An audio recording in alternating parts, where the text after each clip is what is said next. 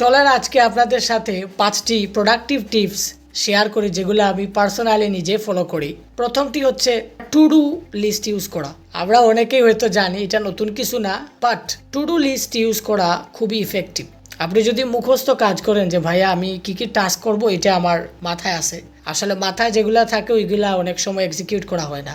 আপনি যদি প্রতিদিন সকালে অথবা এর আগের দিন একটা টু ডু লিস্ট করে নিন যে কি কি টাস্ক আপনি নেক্সট ডেতে করবেন, তাহলে কিন্তু দিন শেষে দেখবেন যে আপনি যেগুলো টাস্ক লিখছেন মোটামুটি সবগুলোই আপনি কভার করে ফেলছেন। তো টু ডু লিস্ট আমরা মাঝে মধ্যে একটু লাইটলি নেই, বাট এটার ইফেক্টিভনেস খুবই বেশি।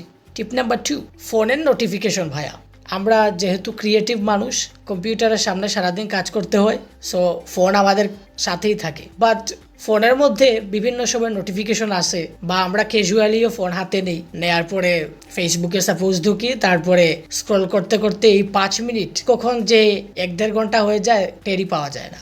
সো এইটা অ্যাভয়েড করার জন্য যে ফোনের সেটিংস থেকে যেগুলো খুবই ইমার্জেন্সি অ্যাপ ওইগুলা বাদে সবগুলার নোটিফিকেশন একদম অফ করে দেওয়া। এতে কি হয়, ওই অ্যাপস থেকে যে রেগুলার নোটিফিকেশন আসে ওইগুলো আপনি পাওয়া বন্ধ করে দিবেন। সো আপনি যখন কাজে বসবেন তখন আর ওই যে একটা টিং সাউন্ড করে এইটা আর করবে না, আপনার ফোকাস একদম আপনার কাজের মধ্যেই থাকবে। টিপ নাম্বার 3, কাজের ক্ষেত্রে এআই টুলস ইউজ করা। এটা আমরা সবাই করি, বাট আর যত পারা যায় এআই ইন্টিগ্রেশন করা। আমরা অনেক সময় চাই যে একটু নিজের মতো করে কোড লিখতে, বাট এই অ্যাপ্রোচটা একটু টাইম কনজিউমিং। আমাদের উচিত যে ছোটোখাটো যেগুলা বিষয় আছে, রিপিটেটিভ কাজ আছে, ওইগুলা এআই জেনারেটেড কোড ইউজ করা। টিপ নাম্বার 4, আপনার যদি ভাইয়া একটু টাকা পয়সা থাকে তাইলে AI powered code editor use করার চেষ্টা করা। এইগুলা কিন্তু খুবই স্মার্ট।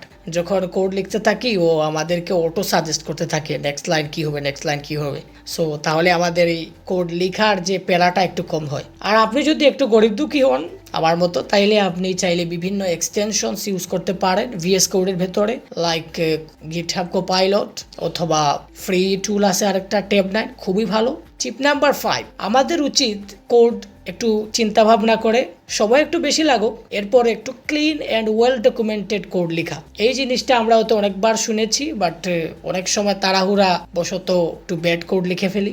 এইটা কিন্তু পরবর্তীতে ডিবাগ করতে গেলে খুবই প্যারা খেতে হয়। সো আমাদের উচিত একটু ক্লিন কোড লেখার চেষ্টা করা, এতে কিন্তু আমাদের প্রোডাক্টিভিটি অনেক বেড়ে যায়। কমেন্ট করে জানাবেন এইখানের মধ্যে কোন টিপসটি আপনার সবচেয়ে বেশি ইফেক্টিভ মনে হয়, অ্যান্ড আপনি পার্সোনালি ওইগুলা ফলো করেন।